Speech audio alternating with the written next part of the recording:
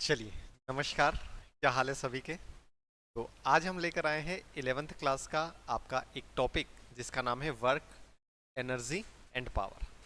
बहुत ही सिंपल सा टॉपिक है, बहुत ही सिंपल सा चैप्टर है। इसमें आपको कुछ एक्स्ट्रा करने की ज़रूरत नहीं है और यहाँ पर आपको पूरे के पूरे मार्क्स मिलने के चांसेस। ठीक है ना? तो वन बाय वन हम इसको स्टार्ट करते हैं। तो हमारा जो वर्क है, जैसा कि यहाँ पर लिखा हुआ है कि डेली लाइफ में जो वर्क होता है वो अलग होता है और फिजिक्स में जो वर्क होता है वो अलग होता है ना? वही सारा चीज़ यहाँ पर लिखा हुआ है। उससे पहले वर्क को पढ़ने से पहले आपको एक स्केलर प्रोडक्ट वगैरह पढ़ने की ज़रूरत है। तो वो जो स्केलर प्रोडक्ट है उसको हम यहाँ पर पढ़ने की कोशिश करते हैं। दो वेक्टर है, अगर दो वेक्टर है तो दो वेक्टर का जो प्रोडक्ट होगा, ठीक है, दो वेक्टर का जो प्रोडक्ट होगा, अगर डॉट प्रोडक्ट है तो ए डॉट बी क्या होगा आपका? A B cos theta. तो सर यहाँ से हमको क्या समझ में आता है? हमको यहाँ से समझ में आता है कि अगर दो वेक्टर है और अगर उनके बीच का अगर एंगल निकालना हो और मैग्नीट्यूड और वेक्टर का फॉर्म दिया हो तो भी हम ये फॉर्मूला लिख सकते हैं। कॉस थीटा बराबर क्या हो जाएगा? A dot B upon A B. तो पहली चीज तो आपका ये आया। अब ये डिस्ट्रीब्यूटिव लॉ को फॉलो करता है और कम्यूटेटिव लॉ को फॉलो करता है, तो क्या चीज है वो मैं यहाँ पर लिख देता हूँ। इसका मतलब क्या हुआ? इसका मतलब ये हुआ कि सर अगर आप ए डॉट बी करो चाहे बी डॉट ए करो, बात एक ही है, पहली चीज। दूसरी चीज, अगर यहां पर आपका इस तरह से लिखा हुआ जैसे ए डॉट बी प्लस सी है ना, वेक्टर ही है ये, तो हम इसको क्या लिख सकते हैं? A dot B plus A dot C. ये जो आपका A dot B is equal to B dot है, ये है कम्यूटेटिव लॉ और ये हो गया आपका क्या? Distributive law. अब यहां पर आप एक चीज और ये समझ सकते हैं, अगर कांस्टेंट से मल्टीप्लाई है, किससे मल्टीप्लाई है सर? कांस्टेंट से। अगर ए वेक्टर है और इसमें अगर आपका मल्टीप्लाई हो रहा है, लेट अस सपोज यहां पर एक कांस्टेंट हम मान लेते हैं एक्स, और यहां पर आपका क्या है? एक आपका बी वेक्टर है, ठीक है ना? तो यही चीज मैं यहां पर लिख रहा हूं। तो आप क्या कर सकते हो? कांस्टेंट को बाद में मल्टीप्लाई कर दो और आप ए डॉट बी निकाल लें, ठीक है ना? तो यहाँ पर जो भी आपके स्केलर प्रोडक्ट का यूज हो रहा है वहां पे इसको मैंने बहुत ही शॉर्ट टर्म में आपको समझा दिया। आई डॉट आई वन होता है, जे डॉट जे वन होता है और के डॉट के वन होता है। आई का जे के साथ, आई का के साथ आपस में डॉट प्रोडक्ट जीरो होता है, ये आपको पता ही है। चूंकि हम इस चैप्टर तक आ गए हैं तो थोड़ा बहुत हमें वेक्टर पता ही है, ठीक है? तो यहाँ तक हम आ गए हैं। और नेक्स्ट चीज अगर हम क्या कर सकते हैं कि अगर दो वेक्टर आपस में परपेंडिकुलर है, मैं क्या कह रहा हूं कि ए वेक्टर और बी वेक्टर आपस में क्या हो? अगर आपस में परपेंडिकुलर है तो इनका जो डॉट प्रोडक्ट होगा, इनका जो डॉट प्रोडक्ट होगा वो क्या होगा? जीरो होगा। इनका जो डॉट प्रोडक्ट होगा वो क्या होगा? जीरो होगा। एक तो चीज यहां तक आ गई। एक प्रोजेक्शन वाली बात है, ये प्रोजेक्शन वाली बात भी आप समझ लो यहीं पर। कुछ चीजें आपकी सारी की सारी वेक्टर की आपकी एक साथ नोट्स में मिल जाएगी। जैसे अगर हम बात करेंगे कि दो वेक्टर है ना, जैसे ये दो वेक्टर, ये वेक्टर ए है और ये वेक्टर बी है। हमें निकालना है ए का प्रोजेक्शन बी पर, हमें निकालना है ए का प्रोजेक्शन बी पर। अगर हमें ए का प्रोजेक्शन बी पर निकालना है और दो वेक्टर के बीच में अगर कोई एंगल थीटा है, तो ध्यान से समझना, ये जो वेक्टर है इसका प्रोजेक्शन मतलब इसकी छाया बी पर कितनी पड़ेगी? ये इस मैग्नीट्यूड की पड़ेगी छाया, प्रोजेक्शन, और ये किसके बराबर होगा? ये जो आपका होगा ये होगा आपका ए कॉस थीटा। क्या होगा? A cos theta. तो ए कॉस थीटा क्या होगा? ए कोस थीटा होगा sir projection of A, projection of A on vector B. ये जो ए कोस थीटा ये क्या है? ए का जो प्रोजेक्शन है वो बी पर जो आपका पड़ रहा है। सेम चीज यहां पर आपकी लिखी हुई है। एक क्वेश्चन यहां पर लिखा हुआ है, उस क्वेश्चन को ध्यान से समझ लो। एफ दिया हुआ है, डी दिया हुआ है, तो इनका क्या बोला है कि find the angle between them. अगर एंगल बिटवीन देम है तो हम यहीं से कर लेंगे। दो वेक्टर है और दो वेक्टर के बीच का एंगल अगर हमको निकालना है तो हम क्या लिख सकते हैं? हम लिख सकते हैं sir cos theta is equal to, दोनों वेक्टर का हम क्या करेंगे? डॉट प्रोडक्ट करेंगे और दोनों वेक्टर का जो मैग्नीट्यूड है वो मैग्नीट्यूड निकाल कर हम मल्टीप्लाई कर देंगे। तो सर यहां से इसको हम इस क्वेश्चन को सॉल्व करेंगे। तो जैसे अगर हम बात करेंगे कि कॉस थीटा, डायरेक्ट कर दे रहा हूं मैं, सिंपल सी बात है, एफ और डी का आपस में डॉट प्रोडक्ट करना है तो आई का आई के साथ होगा, जे का जे के साथ होगा और के का के साथ होगा। आई का जे के साथ वन हो जाए आपका जीरो हो जाएगा, आई का के साथ भी क्या हो जाएगा? जीरो हो जाएगा। तो तीन का साथ पांच से होगा तो कितना आ जाएगा सर? 15। ठीक है। नेक्स्ट चीज, फोर का फोर के साथ होगा तो सर प्लस का 16। नेक्स्ट चीज क्या है आपका, -5 का 3 से होगा तो सर माइनस का 15। ठीक है, डन। अब ए वेक्टर का जो आपका मैग्नीट्यूड होगा, सॉरी यहां से आपको दिख नहीं रहा है, मैं आपको इसको अगले पेज पर लिखने की कोशिश करता हूं। ठीक है, चलिए तो मैं इस क्वेश्चन को यहां पर कर देता हूं। जो एफ वेक्टर दिया हुआ है और जो डी वेक्टर दिया हुआ है वो मैं यहां पर आपका लिख देता हूं, एफ वेक्टर और डी वेक्टर, एफ वेक्टर और डी वेक्टर। क्लियर है? चलिए तो एफ वेक्टर और डी वेक्टर, तो एफ आपका कितना दिया हुआ है, 3 4 -5 और 5 4 3, 3 4 माइनस का 5 5 4 3, ये है आपका आई कैप, ये है जे कैप, ये है के कैप, ये है आई कैप, ये है जे कैप और ये है के कैप। इन दोनों के बीच का अगर आपको एंगल निकालना है तो हम क्या लिख सकते हैं सर, हम लिख सकते हैं cos theta is equal to, क्या लिखते हैं, दोनों वेक्टर का डॉट प्रोडक्ट, दोनों वेक्टर के मैग्नीट्यूड का मल्टीप्लाई करके डिवाइड करें। डॉट प्रोडक्ट करेंगे तो आई का आई के साथ होगा तो ये कितना आ जाएगा सर, ये आएगा 15, 4 चौक 16, सर ये आ जाएगा 16, 5 इंटू 3 सर ये आएगा 15, लेकिन माइनस का साइन है तो माइनस का साइन। अब अगर मैं इसका मैग्नीट्यूड निकालूंगा, अगर सर मैं इसका मैग्नीट्यूड निकालूंगा तो इसका मैग्नीट्यूड क्या होगा sir, √3 square plus 4 square plus का 5 स्क्वायर। तो सर ये कितना आ जाएगा, 9 और 16 25 और 25, सर ये आ जाएगा √50। ठीक है, सेम चीज सर इसका मैग्नीट्यूड निकाल लेते हैं। सर अगर हम इसका मैग्नीट्यूड निकालेंगे तो ये कितना आएगा, √5 का स्क्वायर प्लस 4 का स्क्वायर प्लस 3 का स्क्वायर, तो सर सेम ही है ना। तो ये भी कितना आएगा सर, ये भी आएगा √50। सर इसको हम क्या करेंगे, √50 और √50 से क्या कर देंगे, मल्टीप्लाई कर देंगे। सर ये कैंसिल हो गया, ये आ जाएगा सर 16/50। ठीक है, तो ये आपका 4 से चला जाएगा, सॉरी 4 से तो नहीं जाएगा, ये आपका 2 से चला जाएगा। तो इसको हम अगर डायरेक्ट अगर हम डिवाइड भी कर दें तो ये कितना आ जाएगा, 16 का 5 के साथ करेंगे तो कितना आएगा, 1.2, है ना। तो 1.2 डिवाइड बाई ये करेंगे तो 0.12 आ जाएगा। ये आया आपका क्या, cos थीटा, ये आपका क्या आया, आपका cos थीटा। तो सर थीटा क्या आ जाएगा जो कि हमको निकालना है, ये आ जाएगा sir cos inverse 0.12, cos inverse 0. Sorry यहाँ पे कुछ कैलकुलेशन मिस्टेक हुआ, 16/50 ना, सॉरी 0.32 आ जाएगा, सॉरी फॉर दैट, 0.32। ठीक है, तो ये सिंपल सा क्वेश्चन था, इसमें कोई बड़ी बात थी नहीं। नेक्स्ट चीज हम देखते हैं आपका, चलिए कुछ छूटना नहीं चाहिए कुछ, हाँ सर यहाँ तक हो गया, कोई दिक्कत वाली बात नहीं, अभी तक हमने वर्क वगैरह कुछ नहीं पढ़ा है ना। चलिए तो वर्क एनर्जी थ्योरम से अगर हम बात करें, यहाँ से स्टार्ट करते हैं कि ये चीज़ होता क्या है। तो जैसा कि आपको पता है कि आपका थर्ड इक्वेशन ऑफ मोशन क्या है, v² इज इक्वल टू क्या है, u² माइनस का 2as, v² is equal to, sorry plus का 2as, v² माइनस का u² is equal to 2as होता है। ठीक है सर, अब मैं क्या कर रहा हूँ, मुझे एनर्जी चाहिए, और एनर्जी आपको पता है हाफ mv² होता है, हाफ मास इंटू वेलोसिटी का स्क्वायर होता है। ठीक है सर, तो मैं क्या करता हूँ, यहाँ पर m/2 से क्या कर देता हूँ, मल्टीप्लाई कर देता हूँ, है ना, पूरी इक्वेशन में। तो पूरी इक्वेशन में करूंगा तो यहाँ पर मुझे क्या मिलेगा, यहाँ पर मुझे मिलेगा हाफ mv², और इसको उधर लेकर आ जाता हूँ। अच्छा चलो इसको नेक्स्ट स्टेप में कर लेंगे, हाफ mu² प्लस का 2as इंटू यहाँ पर हम क्या करेंगे, m/2 से मल्टीप्लाई कर देंगे। ठीक है, चलिए तो सर यहाँ पर क्या हुआ, आपका मास तो हम नहीं करेंगे, यहाँ पर हम कह सकते हैं कि हाफ mv² माइनस का हाफ mu²।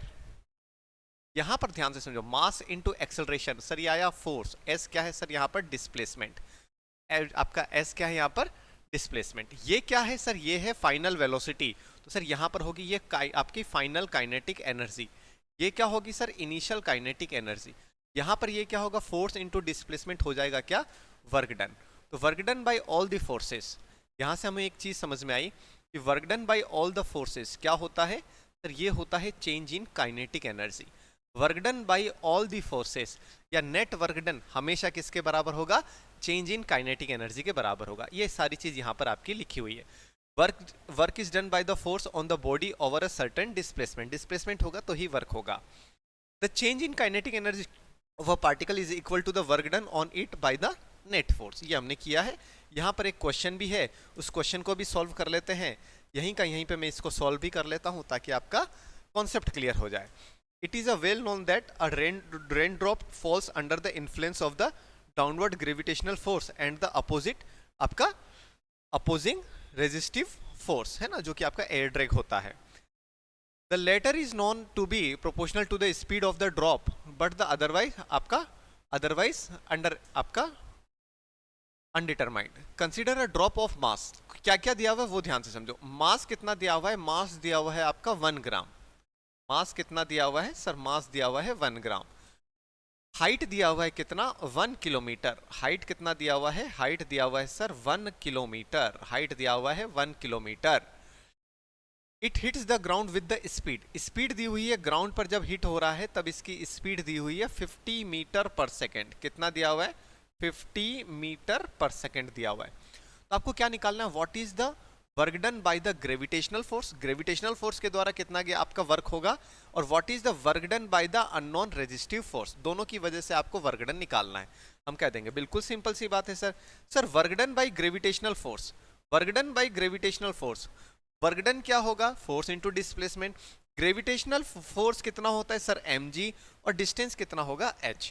चूंकि ये थोड़ा सा आपका h 1 किलोमीटर ही, इसलिए हमने क्या किया, इसका थोड़ा सा आपका ये वाला फॉर्मूला यूज कर लेते हैं, अदरवाइज फॉर्मूला आपका अलग होता है। हमने कहा ठीक है सर। तो ये कितना आएगा सर? m दिया हुआ है 1 ग्राम, तो हम इसको किलोग्राम में चेंज करेंगे तो 1 बाई कितना आ जाएगा? 1000। g की वैल्यू कितनी लेंगे? 10। और आपका h कितना है? किलोमीटर। किलोमीटर में है तो हम इसको किस में लेंगे? मीटर में लिखेंगे, तो ये 1000 आ जाएगा। 1000 से 1000 कैंसिल हो जाएगा, तो sir work done by gravitational force कितना आया? 10 जूल। नेक्स्ट चीज हमें पता है कि सर ये वाली जो थ्योरम है ये तो हमेशा लगती है, ये हर जगह पे लगती है। ये आपकी क्या होती है? हर जगह पे लगती है। अगर मैं बोलूं कि work done bye all the force, ये कितना होगा? Change in kinetic energy. Change in kinetic energy, final kinetic energy minus initial kinetic energy.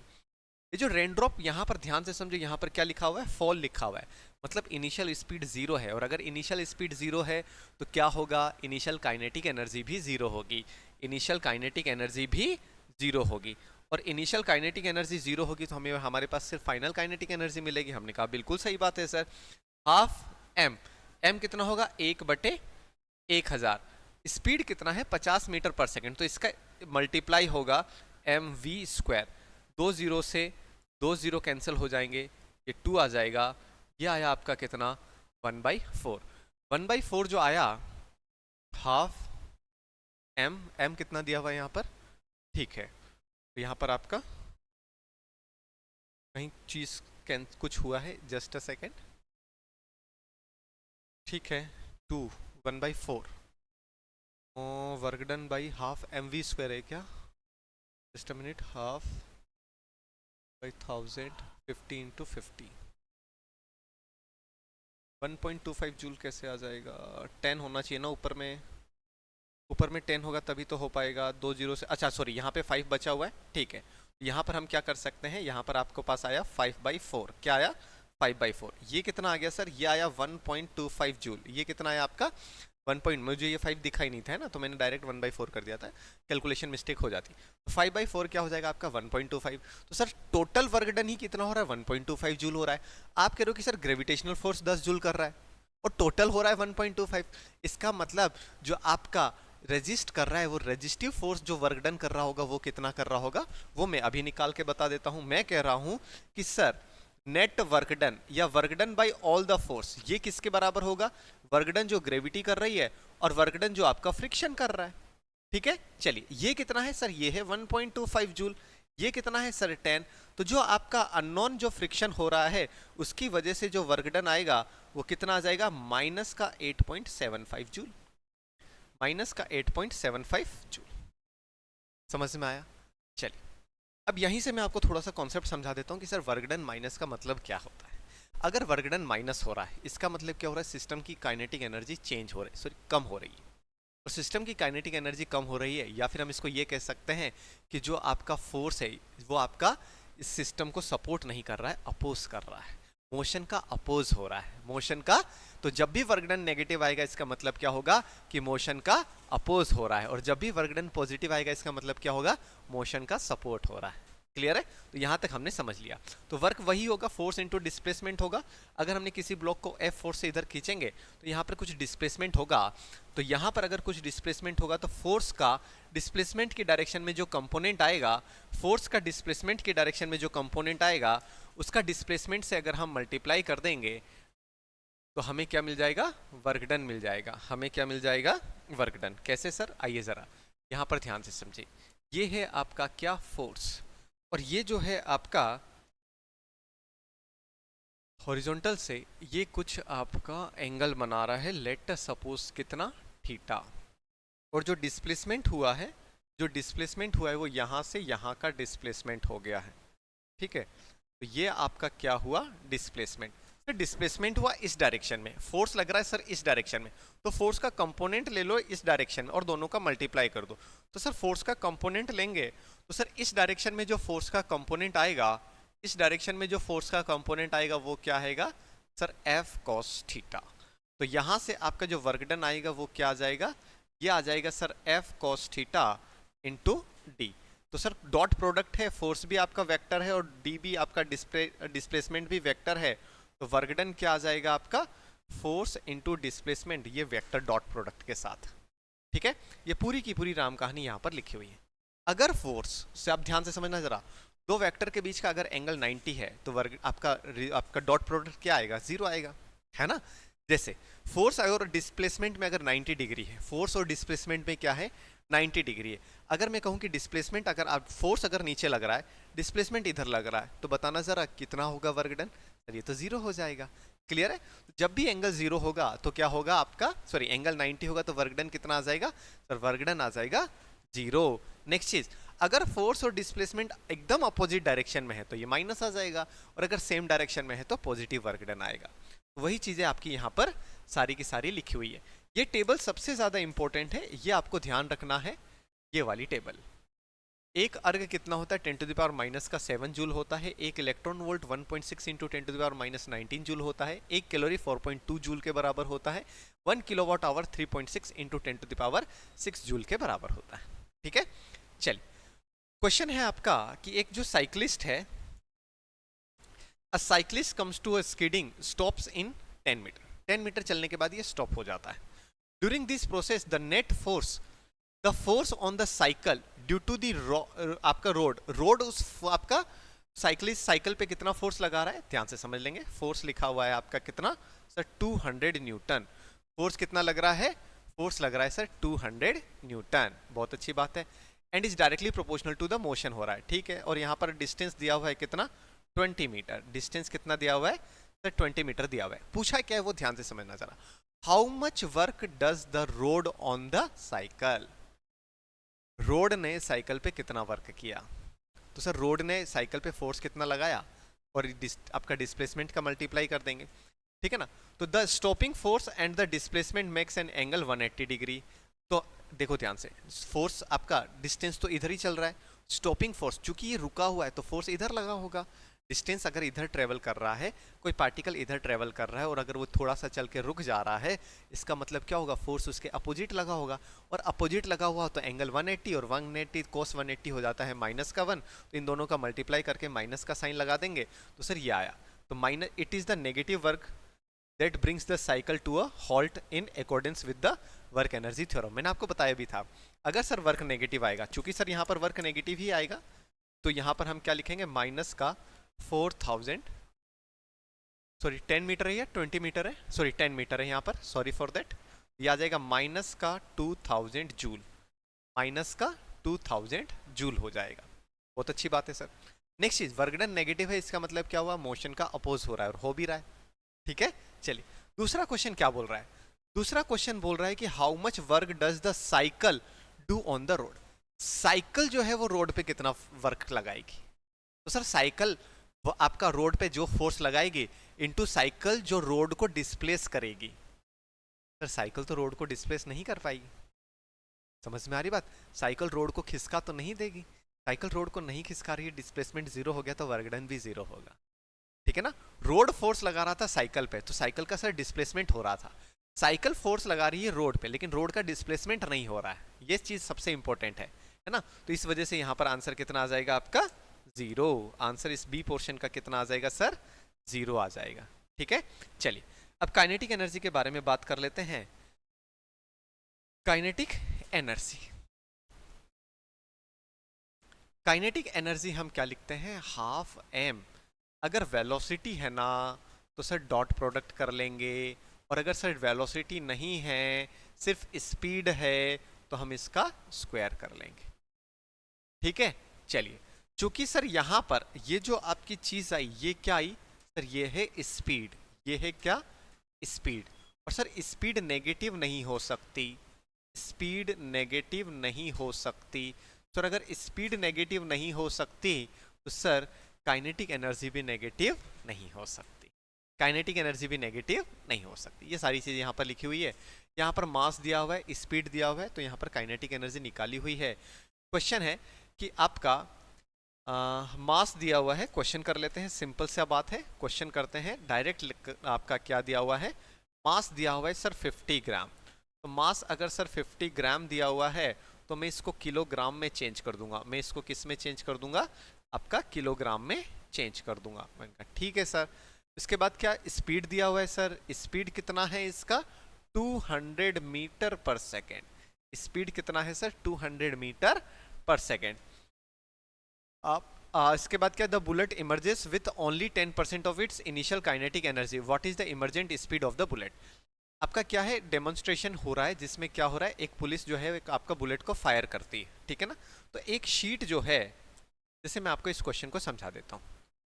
Let us suppose यहाँ पर कोई ब्लॉक है और यहाँ पर आपकी क्या है, एक आपकी ये आपका बुलेट है। इस बुलेट का मास कितना है, 50 ग्राम। कितना है, 50 ग्राम। और इसकी स्पीड इधर कहाँ कितनी है, तो 200 मीटर पर सेकेंड है। जब बुलेट इसके पार निकलती है, जब बुलेट इसके पार निकलती है तो 10% एनर्जी ही इसके पास होती है। क्या लिखा हुआ है यहाँ पर, 10% of initial velocity emerges with only 10% of initial kinetic energy. यहाँ पर जो भी काइनेटिक एनर्जी होगी, यहाँ पर उसका कितना परसेंट होगा सर, यहाँ पर जो इसके पास होगा 10% काइनेटिक एनर्जी ही इसके पास रहेगी। ठीक है, क्या बोल रहा है, what is the emergent speed of the bullet. Speed निकाल ली सर, यहाँ की काइनेटिक एनर्जी निकाल लूंगा, उसको 10 से डिवाइड कर दूंगा, यहाँ की काइनेटिक एनर्जी आ जाएगी, हाफ mv स्क्वायर से यहाँ की स्पीड निकल जाएगी। सर यहाँ की kinetic energy, initial kinetic energy, sir initial kinetic energy आएगी हाफ एम, एम कितना है, एम आपका यहाँ से हम कर लेंगे 5/100।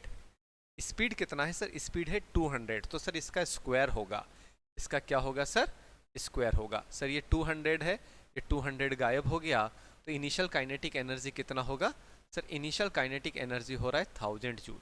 इनिशियल काइनेटिक एनर्जी आपका कितना आ रहा है, 1000 का जूल आ रहा है। हमने कहा ठीक है सर। अब यहाँ पर जो फाइनल काइनेटिक एनर्जी है, फाइनल काइनेटिक एनर्जी क्या होगा सर, इनिशियल काइनेटिक एनर्जी जो भी थी उसका 10% है, ठीक है। हमने कहा ठीक है, तो फाइनल काइनेटिक एनर्जी कितनी आ जाएगी सर, फाइनल काइनेटिक एनर्जी आ जाएगी 100 जूल। तो सर फाइनल काइनेटिक एनर्जी को हम क्या लिख सकते हैं, हाफ mv फाइनल का स्क्वायर। तो ये कितना आ जाएगा आपका सर, 100 जूल, ठीक है। तो यहाँ से आपका v फाइनल आ जाएगा।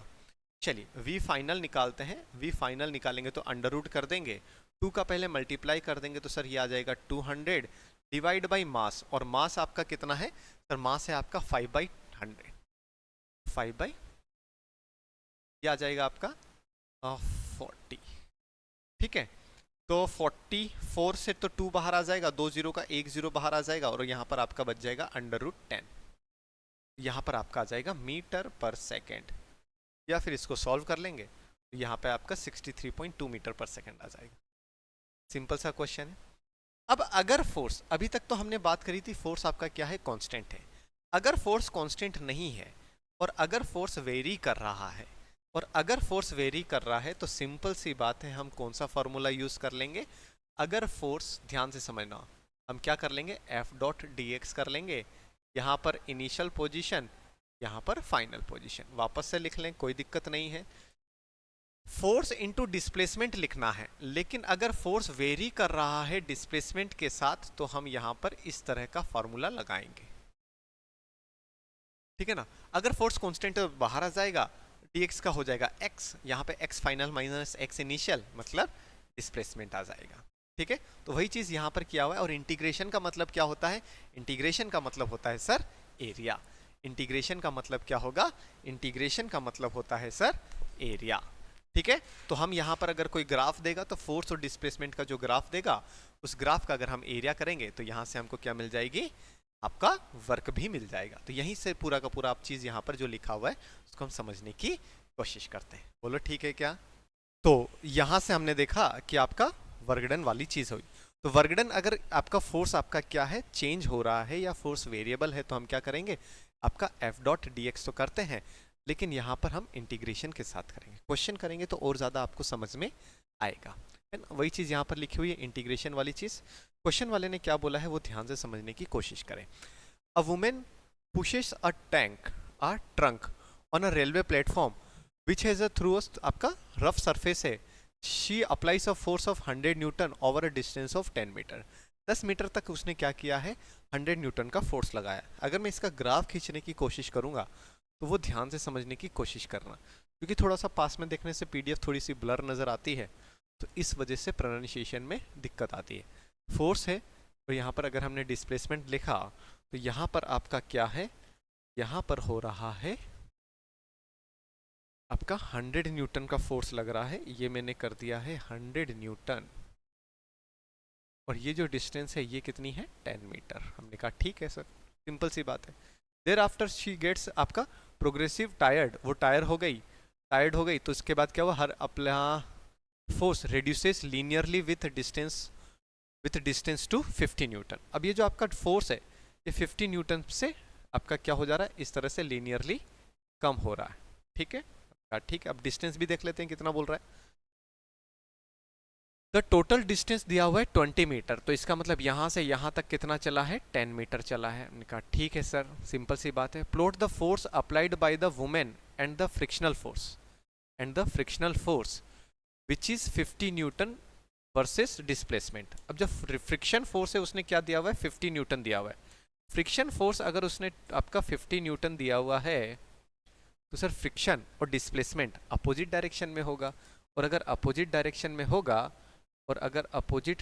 में होगा तो वो तो हमेशा ही लग रहा है। जस्ट अ सेकेंड, मैं इसको थोड़ा सा कलर चेंज करता हूँ, सॉलिड लाइन कर देते हैं। ठीक है, जस्ट अ सेकेंड।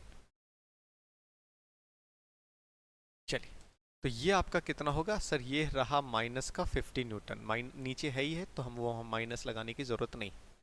तो सर यहाँ तक आपका, अच्छा ये जो है ये आपका कितना है? 50 न्यूटन। 100 न्यूटन फोर्स लगाया 10 मीटर की डिस्टेंस पर, फिर थोड़ी सी टायर्ड हो गई तो उसका जो फोर्स है वो आपका लीनियरली घटता गया अगले 10 मीटर में। और अगर फ्रिक्शन फोर्स अगर आपका 50 न्यूटन है तो हमारा ये ग्राफ बनेगा। Calculate the work done by the two forces over 20 मीटर। Calculate the work done by the two forces, दोनों की वजह से जो आपका वर्क डन है वो निकालना है। तो सर यहाँ पर आपका जो वर्क डन आएगा, तो वर्क डन फ्रिक्शनल फोर्स के अगर बारे में बात करेंगे तो इसका एरिया ले लेंगे, ये वाला एरिया ले लेंगे। और ये वाला एरिया कितना आएगा सर? ये है माइनस का 50, ये है माइनस का 50 और ये है 20। तो वर्क डन बाई फ्रिक्शनल कितना आ जाएगा सर? माइनस का 50 इंटू 20। तो ये कितना आ जाएगा आपका? माइनस का 1000 जूल, माइनस का 1000 जूल आया। और नेगेटिव वर्क डन बता रहा है कि आपका मोशन का अपोज होगा। अच्छी बात है सर।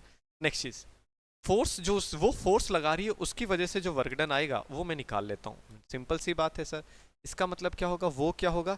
इसका एरिया। तो सर इसका एरिया क्या होगा? एक तो ये एरिया और एक ये एरिया। सर ये एरिया कितना होगा? ये एरिया होगा 100 इंटू 10, 100 इंटू 10 दैट इज 1000। और ये वाला एरिया कितना होगा? ये तो ट्रेपेजियम है, हम इसका एरिया क्या लिखते हैं? Half into sum of parallel line. Parallel line ये है तो ये है 100 और ये है 50। तो सर सम करेंगे तो 100 plus 50 into distance between parallel lines. तो ये कितना है सर? ये है आपका, ये 10 मीटर है, ये 10 मीटर, ये टोटल 20 है। यहाँ पर आपका कितना हो जाएगा? इन दोनों के बीच की डिस्टेंस 10 है। तो अब यहाँ पर आपका सिंपल सा हो जाएगा हाफ इंटू 150 इंटू 10, ये आ जाएगा आपका 750 जूल। ठीक है, तो जब अगर हम इन दोनों को ऐड कर देंगे तो वर्क डन बाई फोर्स कितना आ जाएगा, इन दोनों का जब ऐड करेंगे तो ये आ जाएगा आपका 1750 जूल। देखो ध्यान से, 1750 जूल। ठीक है, तो work energy theorem for a variable force, अगर वेरिएबल फोर्स होगा तब आपका वर्क एनर्जी थ्योरम क्या होगा। सिंपल सी बात है, यहीं पर मैं आपको समझा देता हूँ, ध्यान से समझना जरा। काइनेटिक एनर्जी हम क्या लिखेंगे, हम लिखेंगे हाफ एम वी स्क्वायर। यहाँ पर हम इसका क्या कर देते हैं, डिफ्रेंशिएशन कर देते हैं। तो जब भी मैं इसका टी के साथ डिफ्रेंशिएशन करूँगा, यहाँ पर तो D K by D T आ ही रहा है, ध्यान से समझना। हाफ और एम तो बाहर, वी स्क्वायर का आ जाएगा 2v D V by D T, ये कैंसल, तो ये आ जाएगा M V D V by D T, क्या हो जाएगा, D V by D T हो जाएगा sir acceleration. Mass into acceleration क्या हो जाएगा सर, ये आ जाएगा फोर्स इंटू वेलोसिटी। अच्छा, वेलोसिटी को हम क्या लिख सकते हैं, D X by D T, और यहाँ पर हमारे पास D K by D T तो आ ही रहा था, तो डी टी से डी टी कैंसिल हो गया। और जब हम इसका यहाँ पर, मुझे एक फाइनल चीज़ लिख रहा हूँ मैं, D K is equal to F D X, तो यहाँ पर मैं क्या कर लूँगा, integration, initial kinetic energy, final kinetic energy, initial distance या डिस्प्लेसमेंट, और ये फाइनल पोजीशन, ये चीज़ आपका यहाँ पर हो जाएगा। यहाँ पे तो चेंज इन काइनेटिक एनर्जी आ जाएगा। ठीक है, और यहाँ पर हम क्या कर लेंगे, इंटीग्रेशन एफ डी एक्स कर लेंगे। सिंपल सी बात है, इतनी चीज़ घुमाने से अच्छा हमने लिखा है work done by all the force क्या होता है, चेंज इन काइनेटिक एनर्जी। ठीक है, और इसका मतलब क्या हो गया, change in kinetic energy work के बराबर होगा, और अगर फोर्स वेरिएबल है, फोर्स वेरिएबल है तो डिस्प्लेसमेंट, सॉरी वर्क तो मैं यही लिखूंगा ना, वर्क तो मैं यही लिखूंगा ना। सिंपल सी बात है, इसको इतना घुमा के डेरिवेशन करने की ज़रूरत थी तो हमने भी कर दिया। ठीक है, बाकी बात तो सेम थी। वर्क डन अगर वेरिएबल फोर्स अगर है तो इंटीग्रेशन एफ डी एक्स करेंगे, चेंज इन काइनेटिक एनर्जी आ जाएगा, तो आपकी वर्क एनर्जी थ्योरम भी वेरिएबल फॉर्म में आ जाएगी, अगर फोर्स आपका क्या लग रहा है, वेरिएबल। क्वेश्चन ध्यान से समझो, क्वेश्चन वाला क्या बोल रहा है, क्वेश्चन बोल रहा है a block of mass 1 kg। हमने कहा ठीक है सर, मास दिया हुआ है कितना, 1 kg, moving on a horizontal surface with speed, initial speed दिया हुआ है, इनिशियल स्पीड कितना है इसका, 2 मीटर पर सेकेंड। ठीक है सर, सिंपल सी बात, जो जो बोल रहा है वो लिखते जाएंगे। एंटर सर रफ पैच, आपका डिस्प्लेसमेंट कितना है, इनिशियल है 0.10 मीटर से फाइनल है आपका 2.01 मीटर। हमने कहा ठीक।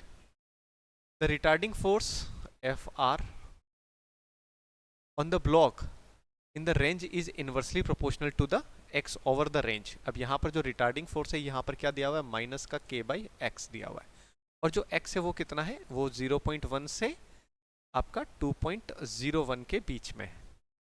ठीक है ना, और के की जो वैल्यू दी हुई है वो दिया हुआ है यहाँ पर 0.5 जूल दिया हुआ है, एक कांस्टेंट है उसकी वैल्यू दी हुई है।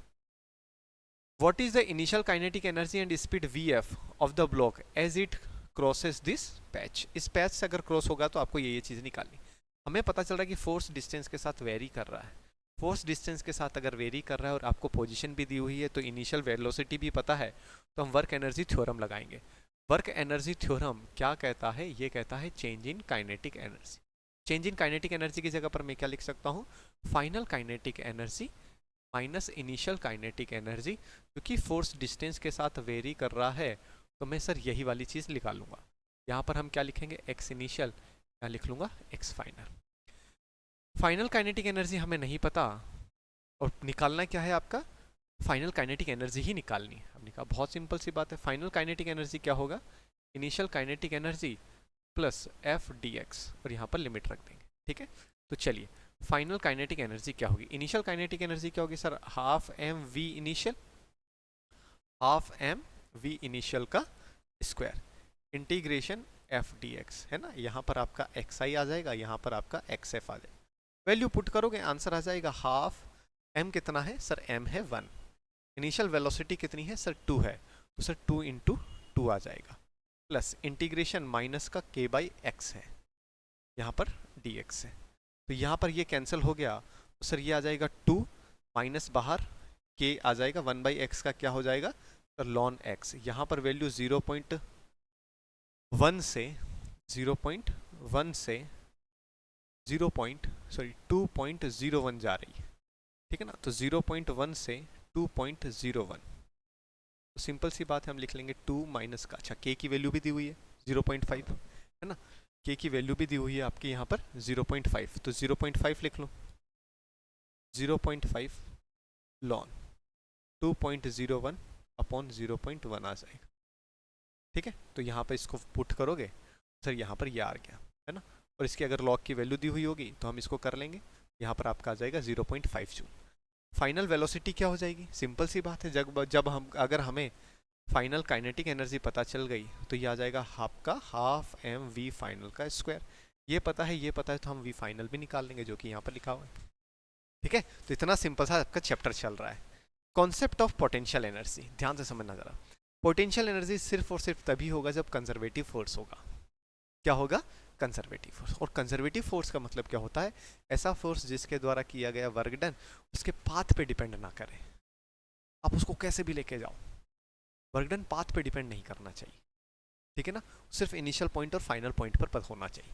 आप किसी भी पेन, जैसे इसको अगर आप यहाँ से कुछ हाइट से पर लेकर जाओगे तो आप चाहे इसको यहाँ से यहाँ लेके जाओ, यहाँ से यहाँ लेकर जाओ, यहाँ से यहाँ लेके जाओ, उतना ही वर्क करना पड़ेगा। That is mgh, that is mgh। Minus का mgh होगा क्योंकि आप इसको ऊपर उठा के लेके जा रहे हैं। ठीक है, तो सिंपल सी बात यही है, वही चीज़ आपका यहाँ पर पूरा का पूरा लिखा हुआ है। तो इसको मैं आपको समझा देता हूँ थोड़ा सा और, चलिए ये यहाँ पर, अच्छा ठीक है, यहाँ पर लिखा हुआ है तो मैं यहाँ पर आपको पूरा समझा देता हूँ, ध्यान से। हमें पता है कि work done bye all the force, work done bye all the force क्या होगा, चेंज इन काइनेटिक एनर्जी। ठीक है, चलिए, तो work done by conservative force ये क्या होगा, माइनस का change in potential energy. You को हम किससे बताते हैं, पोटेंशियल एनर्जी से बताते हैं। ठीक है ना, तो सेम चीज़ यहाँ से अगर आपको कंजर्वेटिव फोर्स के द्वारा आपका फोर्स निकालना हो तो फोर्स यहाँ पर क्या लिख सकते हैं, फोर्स इंटू डिस्प्लेसमेंट लिखते हैं, वो यहाँ पर आ जाएगा। तो हम इसको क्या लिख सकते हैं, माइनस का D U by D X, minus का D U by D X. ठीक है, तो work done by conservative force क्या होता है, माइनस का चेंज इन काइनेटिक आपका पोटेंशियल एनर्जी होता है। यही सारी चीज यहाँ पर लिखी हुई। The conservation of mechanical energy, mechanical energy अगर कंजर्व है तो मतलब एनर्जी का लॉस नहीं हो रहा है, और अगर एनर्जी का लॉस नहीं हो रहा है मतलब कंजर्वेटिव है, और कंजर्वेटिव है तो सर पोटेंशियल एनर्जी आएगी।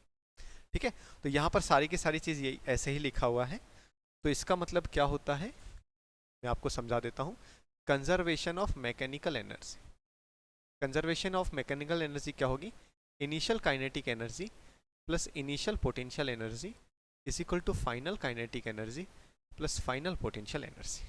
आप चाहें तो इसको कर सकते हैं कि change in kinetic energy, change in kinetic energy force into displacement कर लेंगे। ठीक है ना, तो कंजर्वेटिव फोर्स अगर हम आप सारा का सारा अगर कंजर्वेटिव फोर्स लोगे तो वो चीज़ आपकी यहाँ पर इस तरीके से लिखा हुआ है। ठीक है, चलिए, तो अगर आपको ऐसा नहीं समझ में आ रहा है तो आप इसको ऐसे भी कर सकते हैं। हमें पता है कि work done bye all the forces क्या होता है सर, ये आता है चेंज इन काइनेटिक एनर्जी। ठीक है, और अगर हम बात करें कि सारे के सारे फोर्स अगर कंजर्वेटिव फोर्स है तो हम इसको ऐसा लिख सकते हैं, हमने कहा बिल्कुल लिख सकते हैं।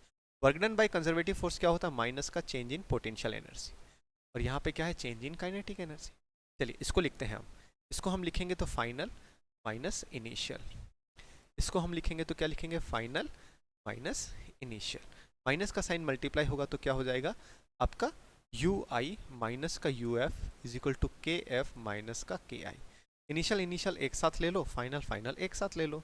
हम इसको क्या लिख सकते हैं, initial kinetic energy plus initial potential energy is equal to final kinetic energy plus final potential energy. यही है कंजर्वेशन ऑफ मैकेनिकल एनर्जी। लेकिन ध्यान रखना है ये कब होगा, जब कंजर्वेटिव फोर्स हो, only for conservative force, only for conservative force. ठीक है, तो ये कंजर्वेटिव फोर्स होगा तभी लागू होगा। यहाँ पर वही सारी चीजें यहाँ पर लिखी हुई है। टोटल मैकेनिकल एनर्जी, और ये है मैकेनिकल एनर्जी। ठीक है ना, तो यहाँ ध्यान रखना, total mechanical energy of a system is conserved if the force during work on it are conservative. अगर फोर्स कंजर्वेटिव है तो ही आपका टोटल आपका मैकेनिकल एनर्जी कंजर्व होगा। टोटल एनर्जी नहीं बोल रहा हूँ, total mechanical energy. Total energy अलग चीज़ है, टोटल मैकेनिकल एनर्जी अलग चीज़। ठीक है, तो वही चीज़ आपका यहाँ पर लिखा हुआ है। अगर कोई पार्टिकल है कुछ h हाइट पर है, इस अगर इनिशियल अगर हम छोड़ेंगे तो v स्पीड से जब ये आएगा तो क्या होगा, इसके पास पहले क्या था, काइनेटिक एनर्जी नहीं थी, सिर्फ पोटेंशियल एनर्जी थी। जब ये आपकी सरफेस पर आ जाएगा तो पोटेंशियल एनर्जी जीरो हो जाएगी, सिर्फ काइनेटिक एनर्जी मिलेगी। तो सिर्फ यहाँ पर ध्यान से समझना, अगर इस तरह की चीज़ें आए जो ऊपर से नीचे गिरे, इनिशियल इसका क्या हो, जीरो हो स्पीड, ये h हाइट गिरेगी, यहाँ पर इसकी कुछ ना कुछ स्पीड होगी। तो चलिए हम यही कंजर्वेशन ऑफ मैकेनिकल एनर्जी लगाते हैं। Initial kinetic energy zero, initial potential energy sir mgh, final kinetic energy sir half mv², initial sorry final potential energy zero क्योंकि कोई हाइट ही नहीं बचा, m से m कैंसिल हो जाएगा तो v इज इक्वल टू क्या आ जाएगा, √2gh। ठीक है, तो v इज इक्वल टू क्या आ जाएगा, √2gh। सिंपल सी बात, ये सारी चीज आपका यहाँ पर ये लिखा हुआ है, सिंपल सा है, कोई दिक्कत नहीं है।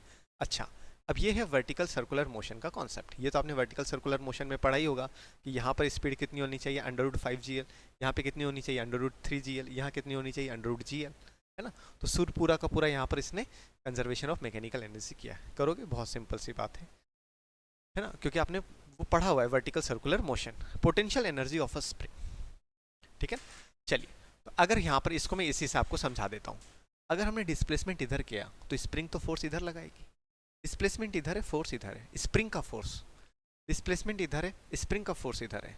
इसका मतलब क्या होगा, वर्क डन बाय स्प्रिंग, ये क्या हो जाएगा सर, माइनस का force of spring into distance. अगर हम जैसे इसको x लिखना चाहेंगे तो x लिख लेंगे। और चूंकि ये आपका हर पॉइंट पर वेरी करेगा, हर पॉइंट पर क्या करेगा, वेरी करेगा, इस वजह से हम क्या लगाएंगे, माइनस का साइन लगाएंगे। और यहाँ पर सर हर पॉइंट पर वेरी क्यों कराएंगे, स्प्रिंग को जैसे जैसे खींचेंगे, ज़्यादा खींचेंगे ज़्यादा फोर्स लगेगा, कम खींचेंगे कम फोर्स लगेगा। तो सर फोर्स जो है वो डिस्टेंस के साथ तो वेरी कर रहा है, फोर्स डिस्टेंस के साथ वेरी कर रहा है, वेरिएबल है, तो सर ये आ जाएगा। स्प्रिंग का फोर्स आपने एनएलएम में पढ़ा हुआ ही है, जो कि होता है क्या आपका, माइनस का kx। सर कैसे, वही चीज़ है, ध्यान से समझना, डिस्प्लेसमेंट इधर, फोर्स इधर, ठीक है ना। तो सर फोर्स जो होगा, फोर्स स्प्रिंग का माइनस एक्स के प्रोपोर्शन होगा, और यहाँ पर आपका क्या आ जाएगा, एक स्प्रिंग कांस्टेंट आ जाएगा, दैट इज माइनस का kx। क्लियर है, तो वही चीज़ आपका यहाँ पर लिखा हुआ है। फोर्स को हम यहाँ पर रखेंगे तो यहाँ पर स्प्रिंग का जो वर्क डन आएगा, स्प्रिंग का जो वर्क डन आ जाएगा, ये आ जाएगा आपका माइनस का हाफ kx²। क्या आ जाएगा, माइनस का हाफ kx²।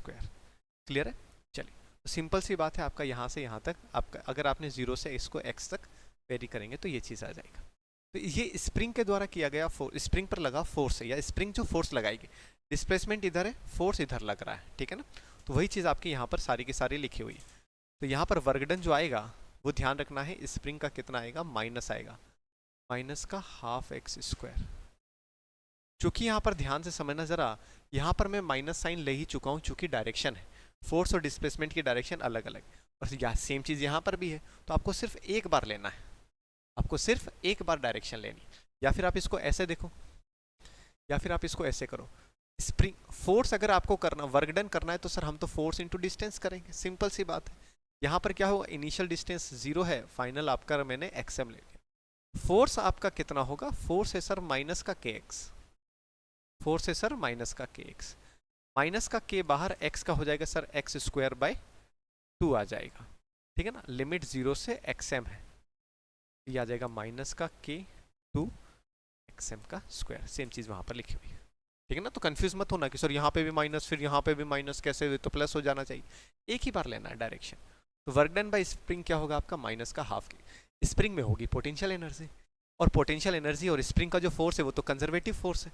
तो स्प्रिंग का जो फोर्स होगा, वर्क जो होगा, वो चेंज इन पोटेंशियल एनर्जी के बराबर होगा, है ना। तो change in potential energy spring में कितनी आ जाएगी, माइनस माइनस साइन क्या हो जाएगा, चेंज हो जाएगा, कैंसिल हो जाएगा। तो चेंज इन पोटेंशियल एनर्जी आ जाएगी हाफ kx², हाफ kx², या फाइनल काइनेटिक एनर्जी। इनिशियल अगर हमने कुछ डिस्प्लेसमेंट किया ही नहीं तो इनिशियल आपका क्या होगा, पोजीशन या potential energy 0, final potential energy half kx² हो जाएगा। तो आप इसको फाइनल पोटेंशियल एनर्जी भी लिख सकते हैं। सेम चीज़ यहाँ पर है। अब ध्यान से समझो, तो यहाँ पर क्या हो रहा है, हमें पता है कि सर वर्क डन कैसे निकलेगा, फोर्स और डिस्टेंस का क्या होगा, आपका इंटीग्रेशन होगा। हमने कहा बिल्कुल होगा सर। अगर हम इसके एरिया के बारे में बात करें, वर्क डन क्या आ जाएगा, वर्क डन है सर माइनस का हाफ kx² हो, बिल्कुल सही बात है सर। तो अगर हम बात करेंगे फोर्स और डिस्टेंस की, ठीक है ना। तो इसका एरिया क्या कहलाएगा, इसका एरिया आ जाएगा आपका वर्क डन। तो इसका अगर एरिया वर्क डन है तो जाहिर सी बात है इसका जो ग्राफ आना चाहिए वो किस तरह से आना चाहिए, वो ध्यान से समझो, नेगेटिव आना चाहिए क्योंकि आपका माइनस का आया है। ठीक है, यहाँ पर आपका क्या है, एक्सपोजिशन है, और ये है आपका ए है।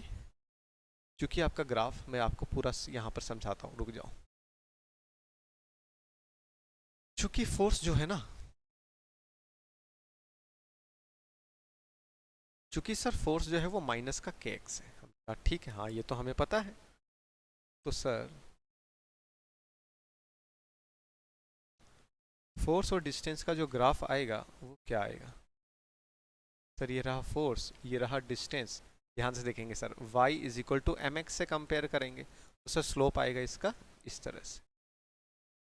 ठीक है, तो ये वाला जो आपका एरिया होगा, ये वाला एरिया ही तो वर्क डन आ जाएगा। दैट इज माइनस का हाफ के स्क्वायर, दैट इज माइनस का हाफ के स्क्वायर। ये चीज यहाँ पर आपका किया हुआ है एरिया। देन तो वही चीज यहाँ पर लिखा हुआ है। अब ध्यान से समझना जरा, सर हमें कैसे पता स्प्रिंग में कंजर्वेटिव फोर्स होगा, हमने कहा कोई बात नहीं, ध्यान से देखो, वर्क डन क्या होगा, integration of F D x, initial और फाइनल। अगर मैं घूम फिर के सेम पॉइंट पर आ जाता हूँ, ठीक है, तो अगर मैं घूम फिर के सेम आ जाऊंगा तो फोर्स की जगह पर मैं लिखूंगा माइनस का के एक्स, इंटीग्रेशन कर लेते हैं एक्स आई से एक्स आई, यहाँ पर डी एक्स, माइनस का के बाहर, एक्स का आ जाएगा एक्स स्क्वायर बाय 2। अगर मैं घूम फिर के वहीं आ गया तो सर अगर मैं यहाँ पर इस तरह से लिखूंगा एक्स आई का स्क्वायर माइनस एक्स आई का स्क्वायर, सर ये तो जीरो आ जाएगा। ठीक है ना। तो यहां से आपको एक चीज और देखनी है, अगर कंजर्वेटिव फोर्स है तो हमें पता कैसे चलेगा कि ये कंजर्वेटिव फोर्स है, अगर घूम फिर के वापस वहीं आ गए तो कोई वर्कडन नहीं करना पड़ेगा। घूम फिर कर अगर आप उसी पॉइंट पर आ गए हो तो आपका वर्कडन जीरो आना चाहिए, क्योंकि सर घूम फिर कर वापस हम उसी पॉइंट पर आ रहे हैं, वर्कडन जीरो आ रहा है, इसका मतलब स्प्रिंग में कौन सी एनर्जी होगी, कंजर्वेटिव, सिर्फ पोटेंशियल एनर्जी होगी। तो पोटेंशियल एनर्जी क्या होगा आपका, कंजर्वेटिव फोर्स की वजह से या work done by conservative force in a close cycle इस हमेशा क्या होगा, जीरो। वही चीज यहाँ पर लिखी हुई है, ठीक है ना, प्रूफ किया हुआ है। नेक्स्ट चीज ये आपका एसएचएम में भी आपका आता है, काइनेटिक एनर्जी और पोटेंशियल एनर्जी का ग्राफ है ना। तो मैं आपको सिंपल सी चीज समझा देता हूँ, ये है आपकी एनर्जी, ये है डिस्टेंस।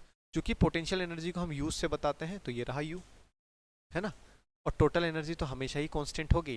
काइनेटिक एनर्जी क्या होगी, अगर पोटेंशियल एनर्जी मैक्सिमम है तो काइनेटिक एनर्जी क्या होगी, जीरो होनी चाहिए।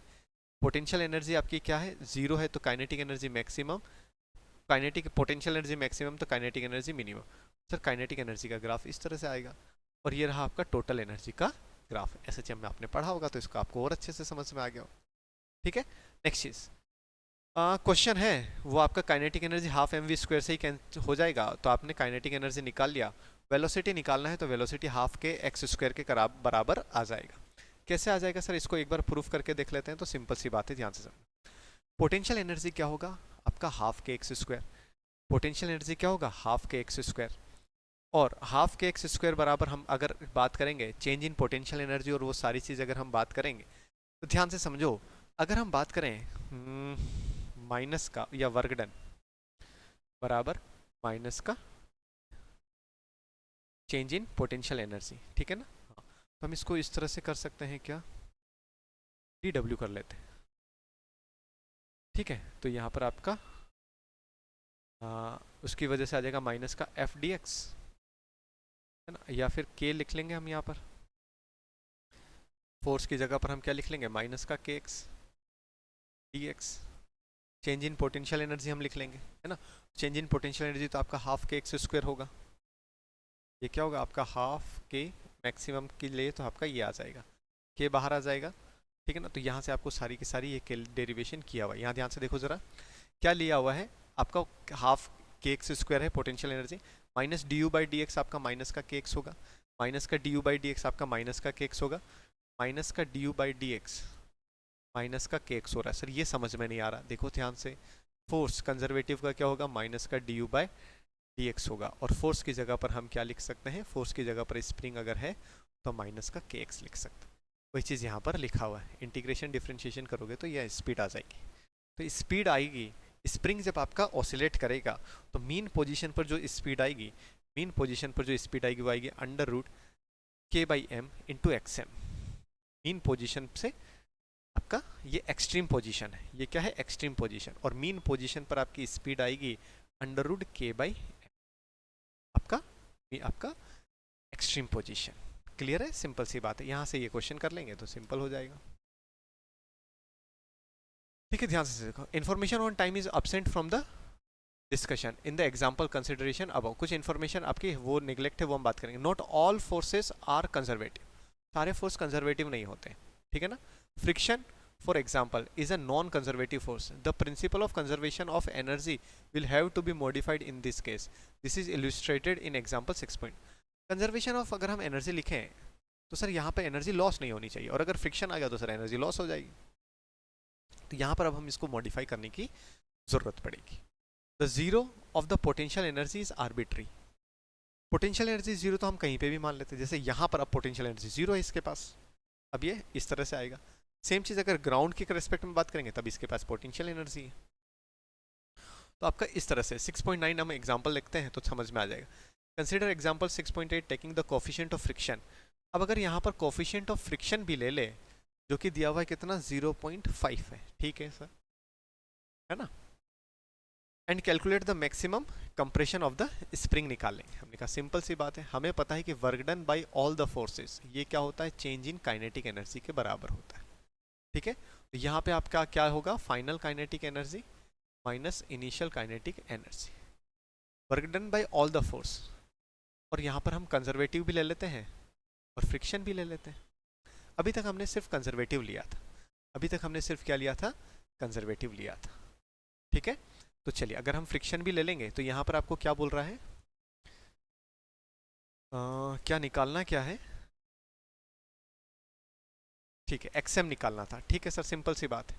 तो work done by conservative force ये कितना आ जाएगा, final kinetic energy, final kinetic energy हो जाएगी आपकी फाइनल काइनेटिक एनर्जी तो जीरो, चूंकि आपका पार्टिकल स्प्रिंग जो है वो यहाँ से यहाँ पर इस तरह से कर रही, तो एक्सट्रीम पर फाइनल आपका स्पीड जीरो होगी तो फाइनल काइनेटिक एनर्जी भी क्या हो जाएगी जीरो।